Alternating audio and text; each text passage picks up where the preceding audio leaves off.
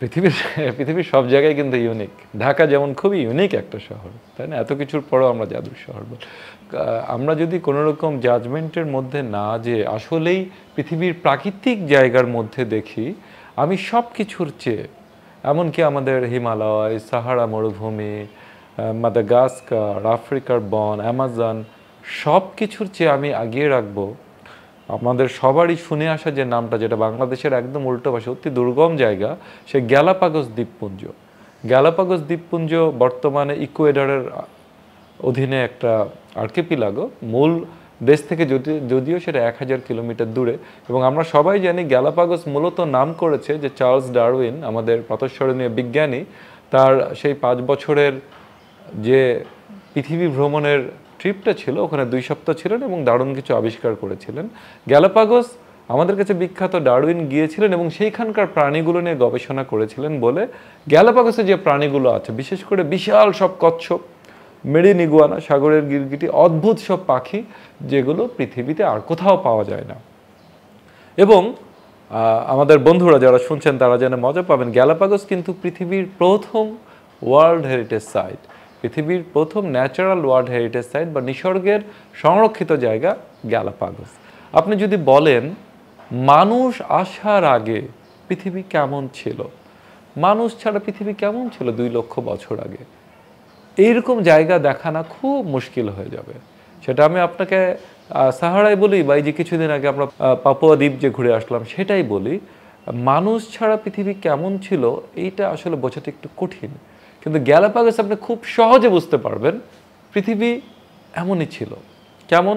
আমি গ্যালাপাগোসে যে প্রথম সন্ধ্যায় বুক পর্যন্ত উচ্চতা জলের মধ্যে বসলাম সমুদ্রে, আমি বসতে 2 মিনিটও হয়নি, 2 পাখি এসে একদম আমার সামনে ল্যান্ড করলো, তারা আমার কাছে আসতে থাকলো। একটা সিল আয়ন যাদেরকে আমরা বলি, তারা এসে আমাদের পাশে খেলতেছে, লেজ দিয়ে বাড়ি মেরে গেল। ঠিক আমার কাছ দিয়ে দেখি একটা মেরিন ইগুয়ানা ঘুরতেছে, সামান্য দূরে একটা কচ্ছপ। মানে তারা মানুষের দিকে ভ্রুক্ষেপই করছে না। ঠিক ওই মুহূর্তে আমার মাথায় আসলো, আরে পৃথিবীতে এরকমই ছিল।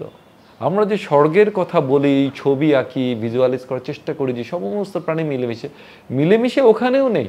ওখানেও বড় মাছ ছোট মাছকে খাচ্ছে, হক মৃত ইগুয়ানা খাওয়ার চেষ্টা করছে। কিন্তু এই যে প্রাণীরা নির্ভয়ে মানুষ থাকা সত্ত্বেও ঘোরাফেরা করছে, মানে আদি পৃথিবী কেমন ছিল এটা প্রথমবারের মতো আমি নিজে অনুভব করলাম গ্যালাপাগোসের সেই প্রাচীন সন্ধ্যায়। এবং আপনাকে আমার একটা অভিজ্ঞতা বলতে খুবই লোভ হচ্ছে। গ্যালাপাগোসে আমরা যখন ছিলাম, প্রতি 2 বেলা আমরা জলে নেমে স্নরকেলিং করেছি, স্কুবা করিনি, মুখে স্নরকেলিংয়ের টিউব দিয়ে আমরা জলের নিচে দেখার চেষ্টা করছি কি কি আছে। স্নরকেলিং করতে সাঁতার জানতে হয় না, অত এটা যদিও প্রশান্ত মহাসাগরের মাঝখানে, অত ঝুঁকির কিছু নেই।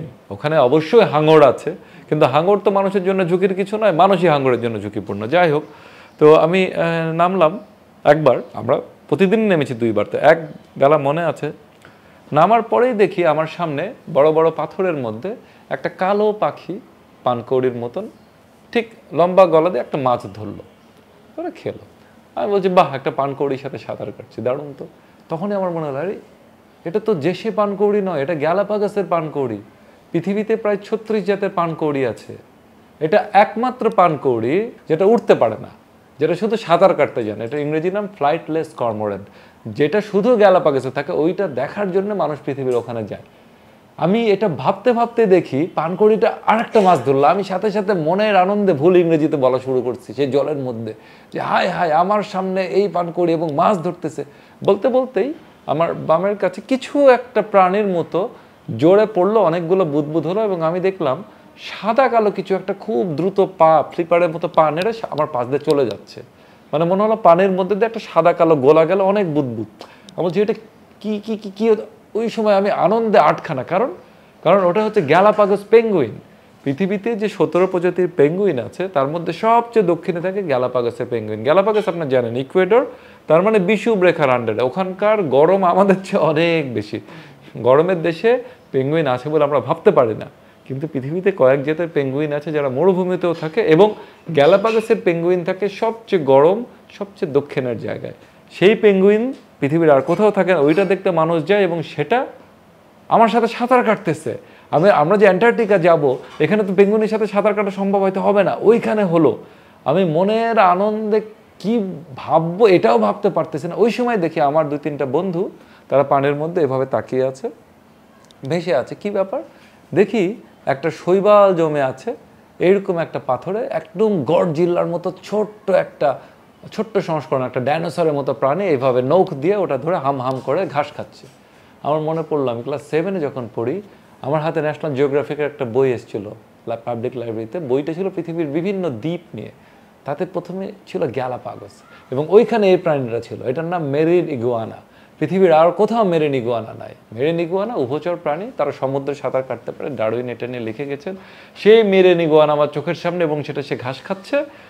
আমি তখন আমার বন্ধুদেরকে মনে মনে ডাকছে, সিগন্যাল দিচ্ছে, এই তোমরা তাড়াতাড়ি আসো, এখানে মেরিন ইগুয়ানা আছে। ও মা, দূরে দেখি আমার বন্ধুরা ভেসে কি জানি একটা দেখছে, আর উল্টো আমাকে একজন এভাবে ডাকলো যে তুমি আসো। আমি মনে মনে বলছি, আরে বোকার দল, এখানে একটা মেরিন ইগুয়ানা, তোমরা ওখানে কি দেখতেছো, আর কি দেখার আছে, কামার। ওই সময় দেখি না ওরা অনেকে মিলে অনেকক্ষণ আছে, তার মানে খুব স্পেশাল কিছু হবে। যে দেখি এত বড় বড় 2টা কাছিম, প্যাসিফিক গ্রিন টার্টল, তারা ফ্লিপার নাড়িয়ে বুড়ো মানুষের মতো ঘাস খেয়ে যাচ্ছে ইত্যাদি।